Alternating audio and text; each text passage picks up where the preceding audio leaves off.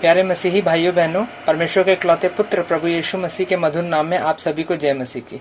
मैं प्रभु यीशु मसीह का धन्यवाद करता हूं कि आप सभी ने इससे पहले वाला आत्मिक संदेश सुना और आशीष पाई, और इतना ही नहीं, आपने बहुत ही उत्साह के साथ उस आत्मिक संदेश को अन्य लोगों में बांटा भी। इस प्रेम के लिए प्रभु यीशु मसीह आप सबको अपने पवित्र आत्मा में और भी ज़्यादा परिपूर्ण करता जाए। आमीन। इस आत्मिक संदेश को समझने के लिए पवित्र आत्मा जी आप सब की मदद करें। मेरा मकसद किसी को नीचा दिखाना नहीं है, बल्कि इंसान को भ्रम में से निकालकर उसकी असली स्थिति को उसके सामने लाना है, ताकि इंसान समय रहते अपने आप को सुधार सके। क्योंकि अगर अभी प्रभु यीशु मसीह आ जाएं या आप अगले ही पल जीवित न रहें, तो आपके पास पश्चाताप का कोई मौका नहीं होगा। अब मैं जो बातें आपको बताने जा रहा हूँ, इन बातों को अपने जीवन में हुई घटनाओं से मेल करके समझिए। हमारे जीवन में बहुत सी चीज़ें हमें बहुत पसंद होती हैं, लेकिन केवल तब तक जब तक उससे अच्छी चीज़ हमें ना मिल जाए। मान लीजिए आपके पास कुछ कपड़े हैं जो आपको बहुत पसंद है, लेकिन अचानक आपको एक दिन आपका कोई मित्र बहुत ही महंगे कपड़े जो है गिफ्ट कर देता है या कर देती है। तो आप महसूस करके देखिए कि तब क्या होता है। वो कपड़े जो आपको अच्छे लगते थे, वो ही कपड़े नए कपड़ों के सामने फीके पड़ जाते हैं, जबकि कपड़े वही हैं और वैसे ही हैं, लेकिन ऐसा क्या हुआ कि आपको वो पुराने कपड़े फीके लगने लग गए। मैं मुद्दे की बात पर आने से पहले उदाहरण इसलिए दे रहा हूँ ताकि आप अपनी आशीष को अच्छे से प्राप्त कर पाएँ और कुछ भी छूट ना पाए। मान लीजिए आप एक अंधेरे कमरे में मोमबत्ती जलाए बैठे हैं और अचानक से लाइट आ जाती है, तब आप क्या करेंगे? उस लाइट बल्ब को बंद करेंगे या मोमबत्ती को बुझा देंगे? जाहिर सी बात है कि आप मोमबत्ती को बुझा देंगे, क्योंकि अब लाइट आ चुकी है और बल्ब जल रहा है। लेकिन ज़रा सोचिए कि उस मोमबत्ती से भी तो आपका काम चल ही रहा था, तो आपने बल्ब को क्यों नहीं बंद किया? मोमबत्ती को क्यों बुझाया? बस अगर आप इस बात को समझ गए तो आपका जीवन पूरी तरह से बदल जाएगा। जैसे आप जानते हैं कि बल्ब मोमबत्ती से उत्तम है, और जब बल्ब की रोशनी उपलब्ध है तो मोमबत्ती जलाने की क्या ज़रूरत है? दोस्तों, जो बातें मैं आपको बताने जा रहा हूँ उसे बहुत ही ध्यान से सुनिए, क्योंकि ये बातें सुनने और मानने से आपके जीवन में आत्मा की नई ताजगी आ जाएगी। क्या आप इसके लिए तैयार हैं? तो अपनी ज़ुबान से अंगीकार करके बोलिए। अपनी ज़ुबान से बोलना है, अंगीकार करके बोलिए, हे प्रभु यीशु मसीह, मैं तेरे पवित्र आत्मा के द्वारा दी जाने वाली आशीष को लेने के लिए तैयार हूं। आमीन। अब जरा सा पहले दिए गए उदाहरण को सोचिए। जब आपके घर में लाइट नहीं थी, तब आपने मोमबत्ती जला रखी थी, लेकिन जैसे ही लाइट आ गई तो आपने मोमबत्ती को बुझा दिया, क्योंकि आप जानते हैं कि लाइट बल्ब जो है वो मोमबत्ती से उत्तम है। बस इसी तरह आप प्रभु यीशु मसीह की उत्तमता को समझ लीजिए कि जब प्रभु यीशु मसीह जिसको मिल जाता है उसको हर चीज़ क्यों फीकी लगने लग जाती है। आप मान लीजिए आपके पास एक हीरे की अंगूठी है, या आपके पास एक छोटा सा हीरा है, और आपको कोई इतना बड़ा कोहिनूर हीरा आपको उसके लाके उसके सामने रख दे, तो आपको कैसा लगेगा? आपको अपना हीरा छोटा मतलब फीका लगने लगेगा। या आपने बहुत मेहनत करके बहुत सालों में कुछ पैसे इकट्ठे किए हैं, मान लीजिए 1 लाख रुपए आपने इकट्ठा कर लिया है, और आपके सामने कोई आपको फ्री में लाके 10 करोड़ रुपए रख देता है, तो आपको वो 1 लाख रुपए जो आप अभी तक आपको सबसे अनमोल लग रहे थे, वो आपको क्या होंगे? बिल्कुल फीके लगने लगेंगे। तो ऐसे ही है कि जब प्रभु यीशु मसीह हमारे जीवन में आता है, जब हम उसकी रोशनी को देखते हैं, तो हमें सब कुछ फीका लगने लग जाता है। मैं वचन पढ़ने से पहले आपको पौलुस के बारे में थोड़ा सा बता देता हूँ। पौलुस पुराने नियम के प्रति इतना वफादार था कि अगर कोई पुराने नियम के परमेश्वर को छोड़ किसी और परमेश्वर की बात करता था या किसी और परमेश्वर को प्रचार करता था, तो पौलुस उसे दंड देता था, यहाँ तक कि उसे जान से मार भी देता था। पौलुस के पास बहुत सारे अधिकार थे, और जाहिर सी बात है उस समय के अनुसार ऐसे इंसान के पास बहुत धन भी था। उसकी इतनी अच्छी पदवी और इतना मतलब लोगों में उसका खौफ था। लेकिन जब पौलुस का सामना प्रभु यीशु मसीह के साथ हुआ, तब पौलुस का जीवन बदल गया। यहाँ पर एक और बात समझने वाली है, लेकिन उसको मैं अभी बहुत ज़्यादा डिटेल में नहीं बताऊंगा, कि अगर पुराने नियम से उद्धार होता तो कभी भी पौलुस को प्रभु यीशु मसीह दर्शन ही न देते। क्योंकि पुराने नियम में उद्धार नहीं है। उद्धार सिर्फ और सिर्फ परमेश्वर के इकलौते पुत्र प्रभु यीशु मसीह के नाम में है। तो आगे आइए वचन देखते हैं। पौलुस कहता है फिलिपियों 3:7, अगर आपके पास बाइबल है तो खोल सकते हैं आप, नहीं तो अपने बाइबल में बाद में पढ़ लेना। फिलिपियों 3:7, परंतु जो जो बातें मेरे लाभ की थी उन्हीं को मैंने मसीह के कारण हानि समझ लिया, वरन मैं अपने प्रभु यीशु मसीह की पहचान की उत्तमता के कारण सब बातों को हानि समझता हूँ, जिसके कारण मैंने सब वस्तुओं की हानि उठाई और उन्हें कूड़ा समझता हूँ, जिससे मैं मसीह को प्राप्त करूँ। आप अपनी बाइबल में से इस वचन को बार बार पढ़िएगा। पौलुस कहता है परंतु जो जो बातें मेरे लाभ की थी उन्हीं को मैंने मसीह के कारण हानि समझ लिया। पौलुस का इतना खौफ था कि उसके डर से लोग कांपते थे, लेकिन पौलुस ने प्रभु यीशु मसीह के कारण वो जीवन छोड़ दिया। और आजकल के पाखंडियों को देख लो जरा, ये जो पास्टर, जो पाखंडी पास्टर बनते हैं, ये लोगों पर हुकूमत, मतलब अपना खौफ दिखाने के लिए, अपनी हुकूमत करने के लिए ऐसे खड़े होते हैं और बॉडीगार्ड रखते हैं ताकि लोग उनसे डरें। पौलुस ने प्रभु यीशु मसीह के कारण अपनी ऊंची पहचान, अपने रुतबे को छोड़ दिया। और आजकल के पाखंडी पास्टरों को देख लो, ऊंचा रुतबा दिखाने के लिए जनता के खून पसीने की कमाई से अपने लिए महंगी महंगी कारें खरीदते हैं, महंगे महंगे कपड़े, महंगा महंगा, मतलब ऐसा दिखावा करते हैं कि बस हमसे बढ़कर कोई है ही नहीं संसार में। लेकिन पौलुस के जीवन को जब हम देखते हैं तब हम देखते हैं कि वो उन संसारिक चीजों को प्रभु यीशु मसीह के नाम से के कारण से छोड़ता गया। पौलुस के पास जो भी धन संपत्ति, जो भी सब कुछ था, उसने प्रभु यीशु मसीह के कारण सब कुछ छोड़ दिया। और आजकल के पाखंडियों को देख लो जरा, चर्च बिल्डिंग के नाम में करोड़ों की संपत्ति बनाने में लगे हुए हैं। इनको पता है कि इसका फल नरक की आग में जलना है, फिर भी लगे हुए हैं। खैर, मैं आपको यीशु के प्रेरितों और आजकल के प्रेरितों में फर्क इसीलिए बताता रहता हूं ताकि आपको भी मेरी तरह ये बातें समझ आ जाएं कि आजकल ज्यादातर पास्टर शैतान के सेवक हैं, जो परमेश्वर के सेवकों का रूप धरकर यीशु नाम लेकर बाइबल के प्रेरितों के बिल्कुल उलट काम कर रहे हैं। आप बाइबल के प्रेरितों का जीवन देख लो और इनका जीवन देख लो, आपको पता चल जाएगा कौन सही और कौन गलत। तो हम पौलुस की बात कर रहे हैं, जिसने प्रभु यीशु मसीह की उत्तमता के कारण संसार को कूड़ा समझ लिया। जिन बातों से उसे संसारिक लाभ हो सकता था, उन सब को उसने प्रभु यीशु मसीह के कारण हानि समझ लिया। यही तो सच्चा मन फिराव है, जिसके कारण इंसान संसारिक लालच से आजाद हो जाता है। इस वचन पर ध्यान दीजिए जरा। लूका 19:8, जक्कई ने खड़े होकर प्रभु से कहा, हे प्रभु, देख, मैं अपनी आधी संपत्ति कंगालों को देता हूं, और यदि किसी का कुछ भी अन्याय करके ले लिया है तो उसे 4 गुना फेर कर वापस दूंगा। तब यीशु ने कहा, आज इस घर में उद्धार आया है, इसलिए कि यह भी इब्राहिम का एक पुत्र है।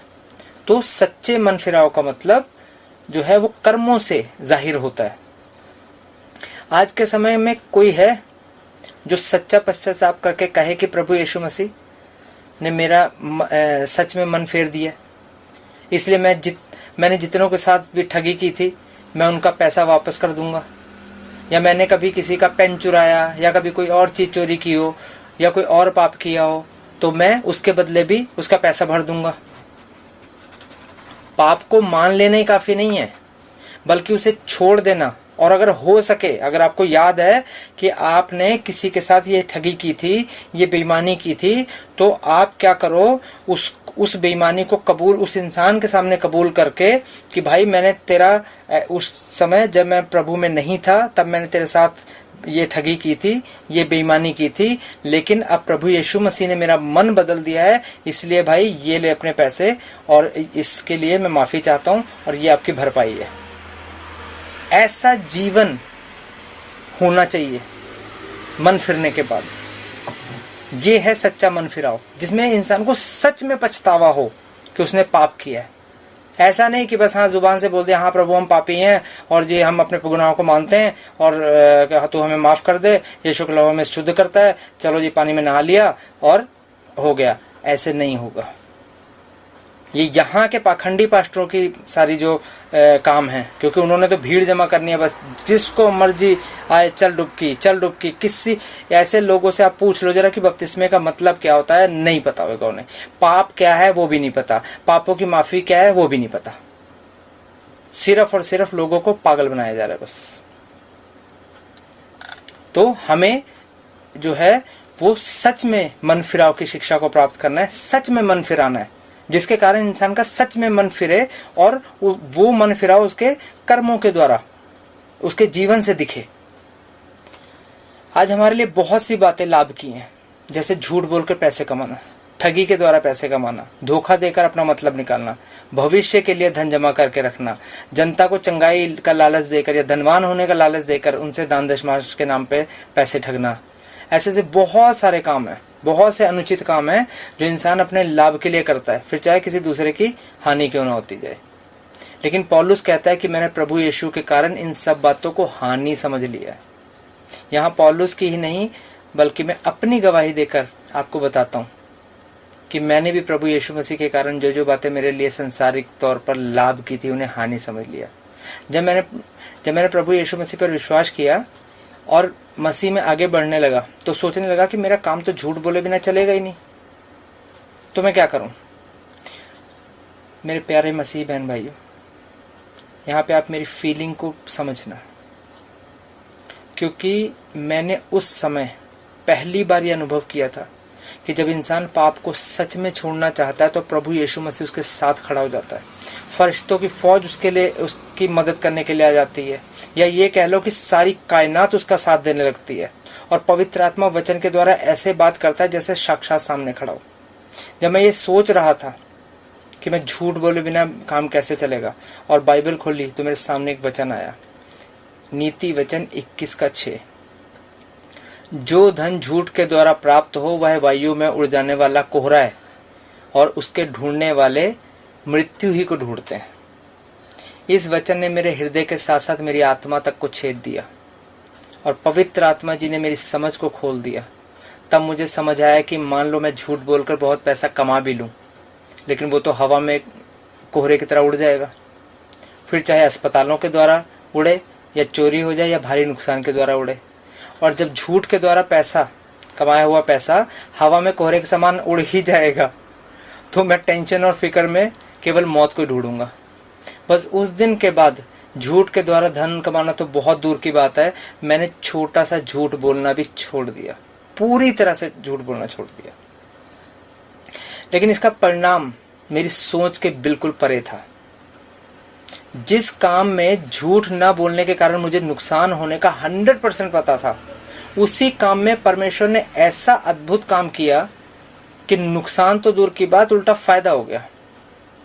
उस दिन से मैंने प्रभु के अद्भुत हाथ को देखा कि जब हम परमेश्वर के साथ परमेश्वर की मर्जी में चलते हैं तो परमेश्वर हर नुकसान को फायदे में बदल देता है। रोमियो 8:28। और हम जानते हैं कि जो लोग परमेश्वर से प्रेम करते हैं, जो लोग परमेश्वर से प्रेम रखते हैं, उनके लिए सब बातें मिलकर भलाई ही को उत्पन्न करती हैं, अर्थात उन्हीं के लिए जो उसकी इच्छा के अनुसार बुलाए हुए हैं। ऐसे ही मसीह में आगे बढ़ते बढ़ते अगर मेरे जीवन में बड़े से बड़ा नुकसान हो जाए, बड़े से बड़ा घाटा हो जाए, और बहुत सारी चीज़ों में हुआ भी, चाहे कुछ भी बुरा हो जाए, मैं जानता हूँ कि परमेश्वर इसमें भी मेरे लिए भलाई ही निकालेगा।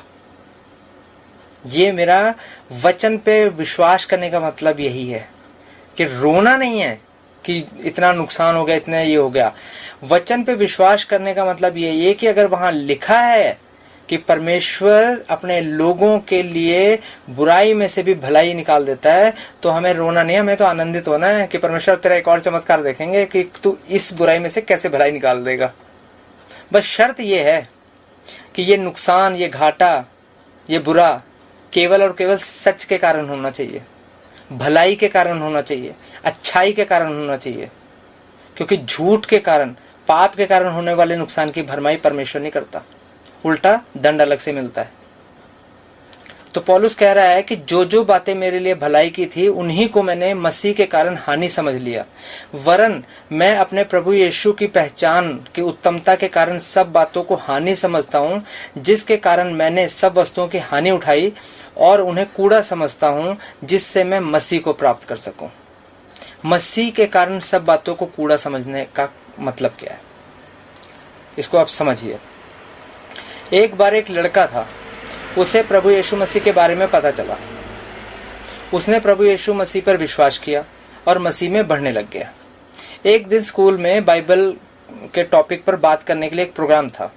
तो इस लड़के की ने जो भी वहाँ पे तर्क किए, जो बातें करी बाइबल की, इसकी बातें सुनकर सभी बच्चे तो क्या, टीचर भी हैरान थे कि बाइबल का इतना सही और सटीक ज्ञान इस बच्चे को कैसे है। बस ये बात उस लड़के के घर वालों के पास भी पहुंच गई। अब घर वालों ने उस लड़के को समझाया कि मसीह के पीछे चलना, ये सब फालतू की बातों से तुम्हारा कोई मतलब नहीं होना चाहिए।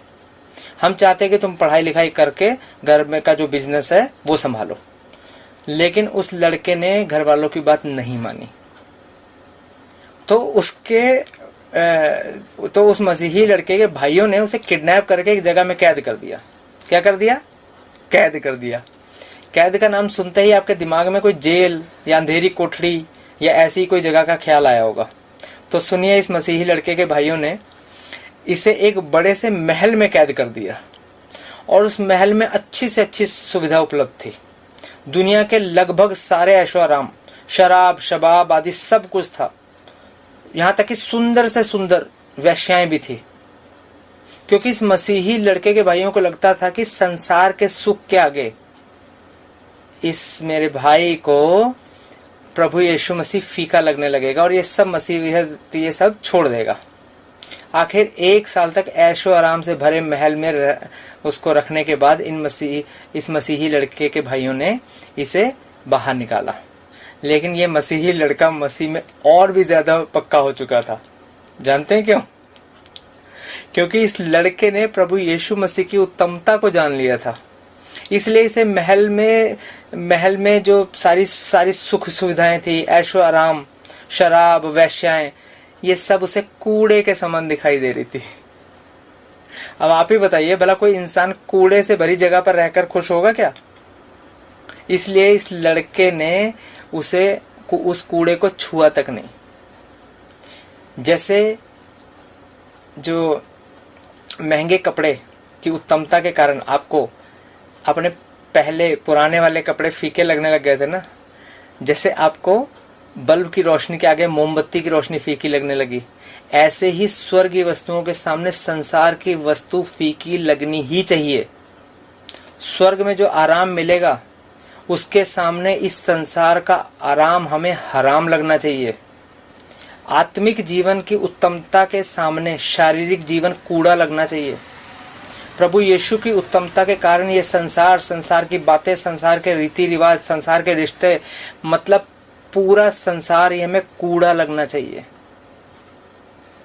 2 कुरिन्थियों 4:18, और हम देखी हुई वस्तुओं को नहीं परंतु अनदेखी वस्तुओं को देखते रहते हैं, क्योंकि देखी हुई वस्तुएं थोड़े ही दिन की हैं, परंतु अनदेखी वस्तुएं सदा तक बनी रहेंगी।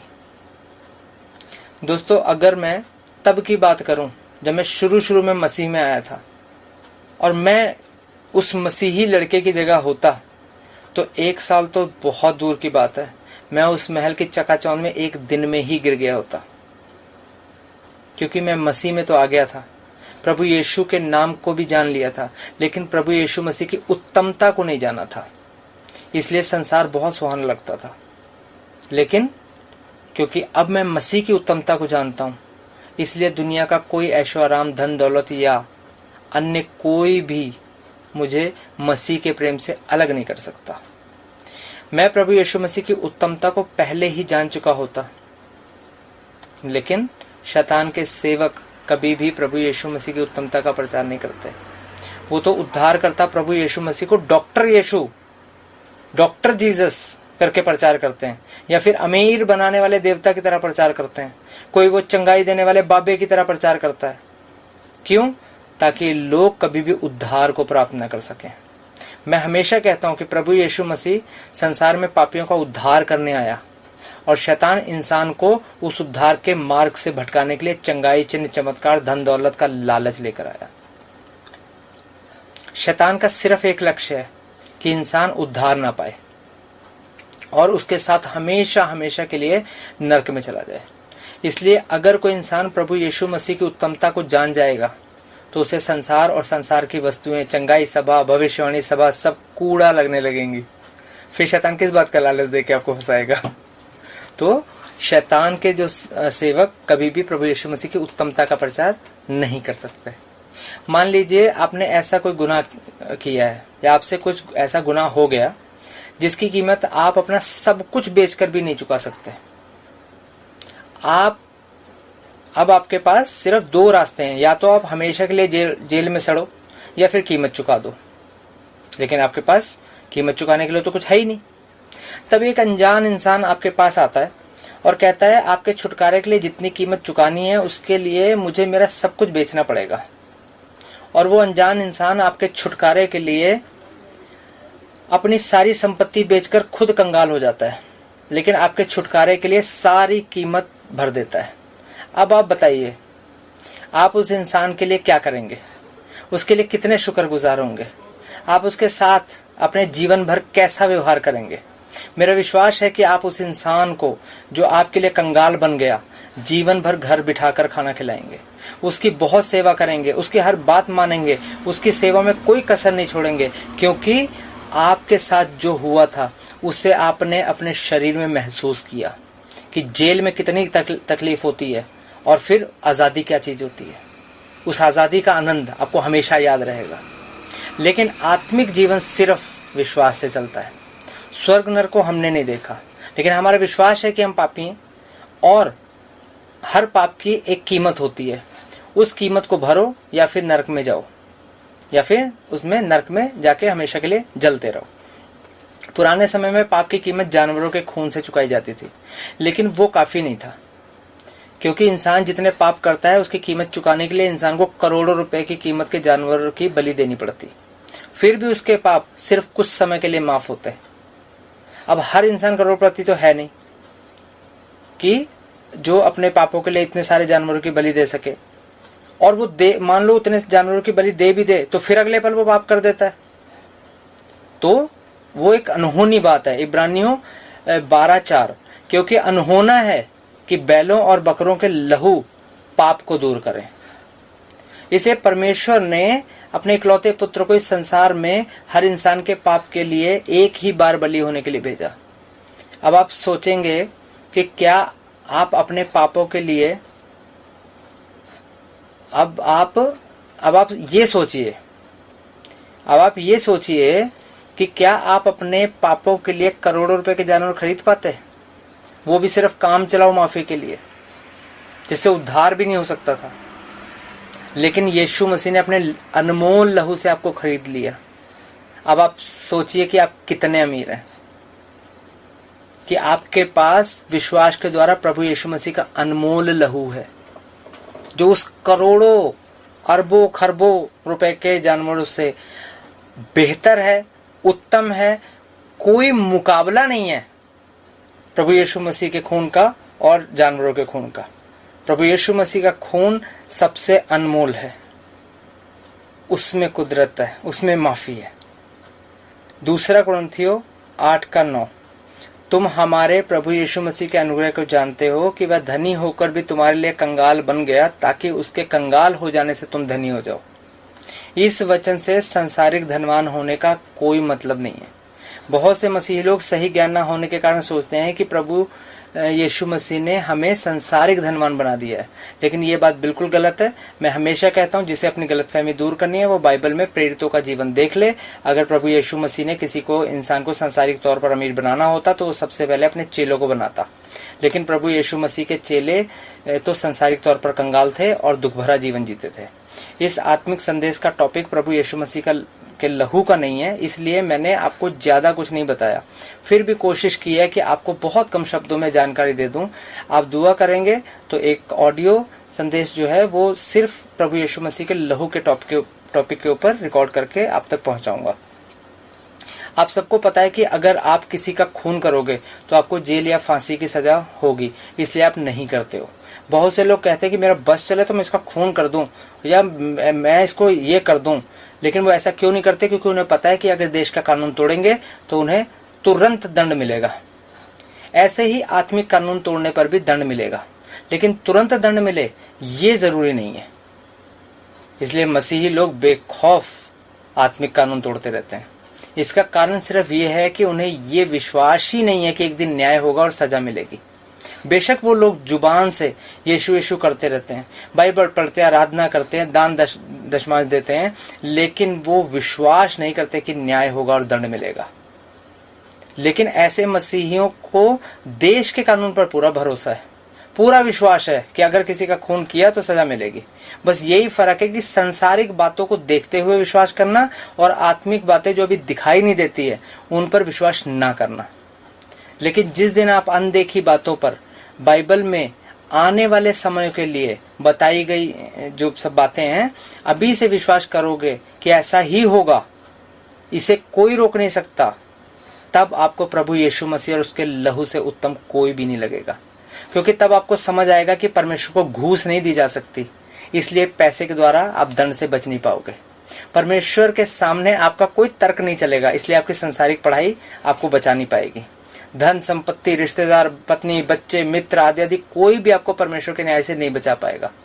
केवल एक ही है जो आपको बचा सकता है, वो है परमेश्वर का इकलौता पुत्र प्रभु यीशु मसीह।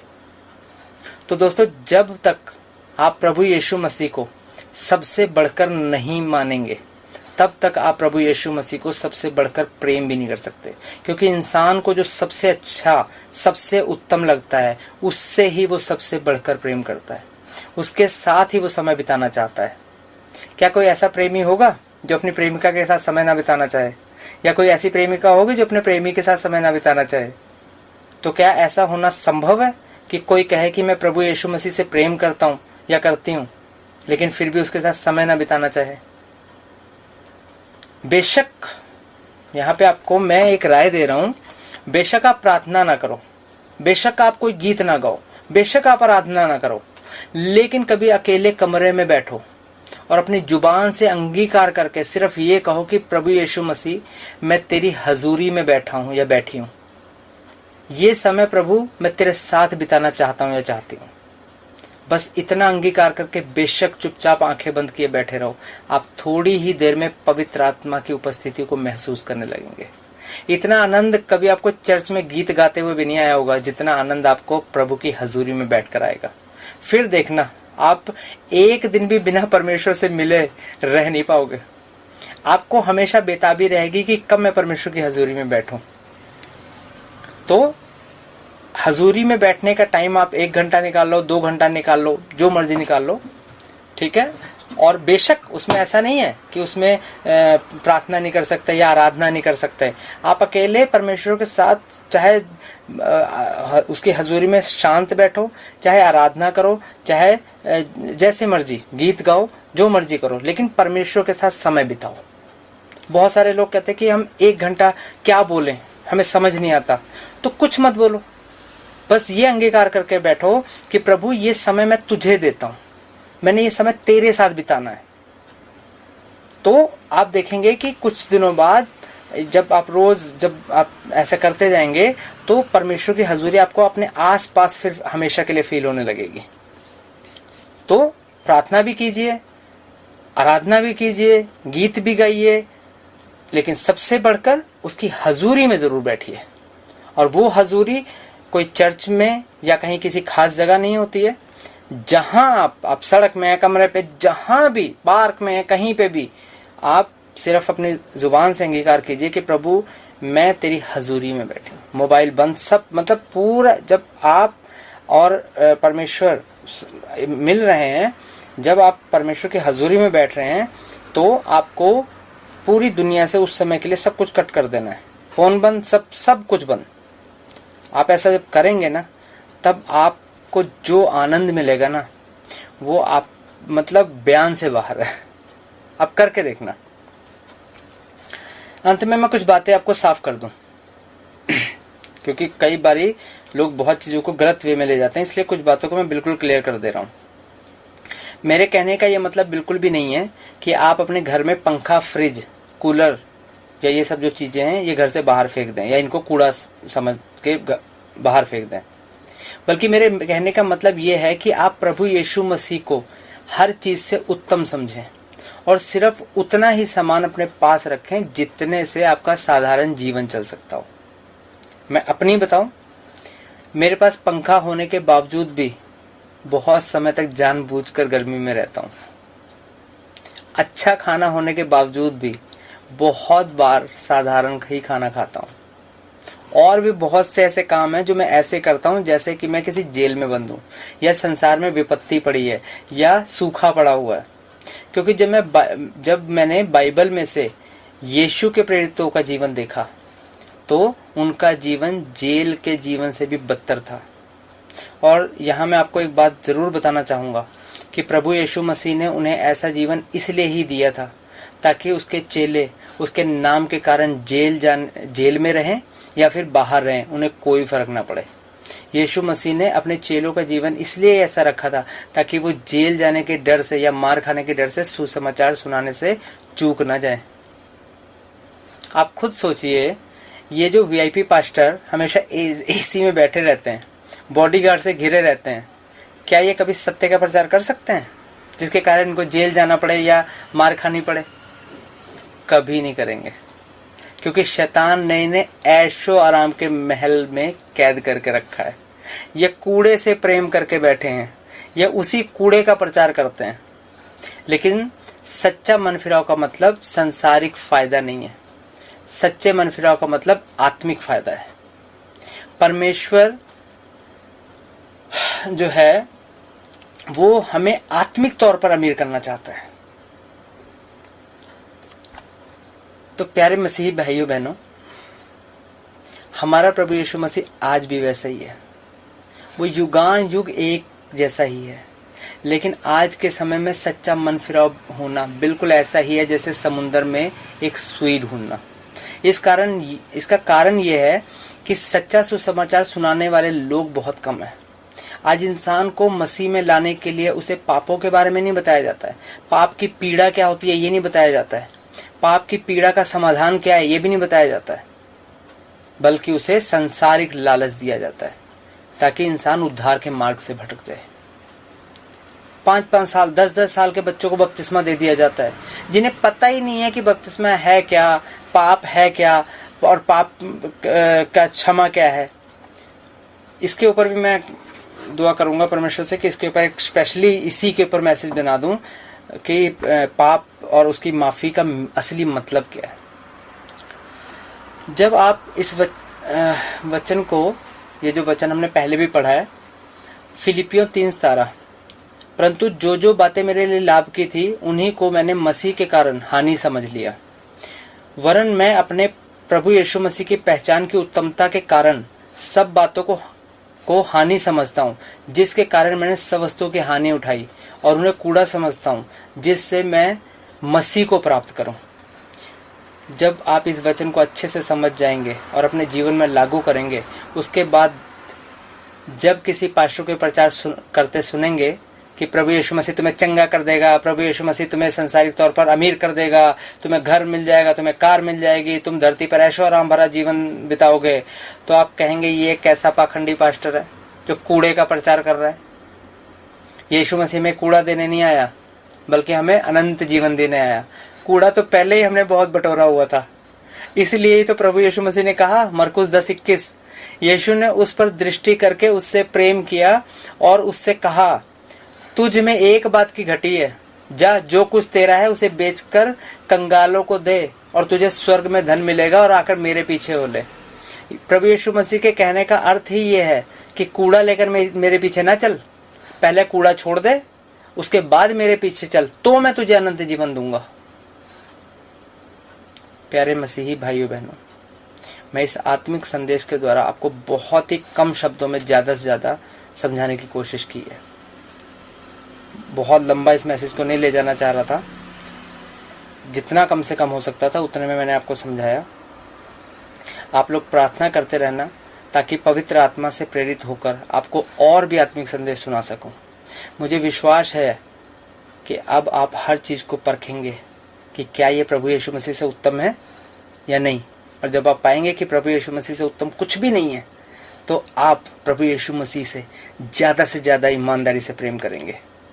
इन 2 वचनों के साथ ही मैं इस संदेश को समाप्त करूंगा। यूहन्ना 14:15 प्रभु यीशु मसीह ने कहा, यदि तुम मुझसे प्रेम रखते हो तो मेरी आज्ञाओं को मानोगे। 1 यूहन्ना 2:3 यदि हम उसकी आज्ञाओं को मानेंगे, प्रभु यीशु मसीह की आज्ञाओं को मानेंगे। यहाँ 10 कमांडमेंट्स की, जब भी प्रभु यीशु मसीह की आज्ञाओं की बात आएगी वहाँ पे याद रखना 10 कमांडमेंट्स की बात नहीं है। यहाँ पे प्रभु यीशु मसीह की नई व्यवस्था की नई आज्ञाओं की बात है। यदि हम उसकी आज्ञाओं को मानेंगे तो इससे हम जान लेंगे कि हम उसे जान गए। किसको जान गए? प्रभु यीशु मसीह को। जो कोई कहता है कि मैं प्रभु यीशु मसीह को जान गया हूं और उसकी आज्ञाओं को नहीं मानता तो वह झूठा है और उसमें सत्य नहीं। पर जो कोई उसके वचन पर चले उसमें सचमुच परमेश्वर का प्रेम सिद्ध हुआ है। हमें इसी से मालूम होता है कि हम प्रभु यीशु मसीह में हैं। कोई यह कहता है कि मैं उसमें बना रहता हूं, उसे चाहिए कि आप भी वैसा ही चले जैसा प्रभु यीशु मसीह चलता था। इन वचनों को आप अपनी बाइबल से पढ़ना और समझना कि वचन में जो शर्त दी गई है कि यदि तुम मुझसे प्रेम करते हो तो मेरी आज्ञाओं को मानोगे। अगर कोई कहता है कि मैं प्रभु यीशु मसीह को जान गया हूँ लेकिन वो प्रभु यीशु मसीह की आज्ञाओं को नहीं मानता तो वो झूठा है और सिर्फ अपने आप को धोखा दे रहा है। और न्याय के दिन उसका ये झूठ जल जाएगा और वो नरक में जाएगा। अपने अनुसार या किसी पास्टर के अनुसार अपने आप को सच्चा मसीही होने की गलत फहमी में ना रहो, बल्कि वचन के अनुसार अपने आप को सच्चा मसीही बनाओ, क्योंकि न्याय के दिन आपका पास्टर या कोई और आपके किसी काम नहीं आएगा। हर चीज की जो परख होगी वो वचन के द्वारा होगी कि वचन क्या कह रहा था और तुमने क्या किया। आपसे फिर मुलाकात होगी एक नए संदेश के साथ। तब तक प्रभु यीशु मसीह की उत्तम आशीष आप सभी पर होती रहे। आमीन।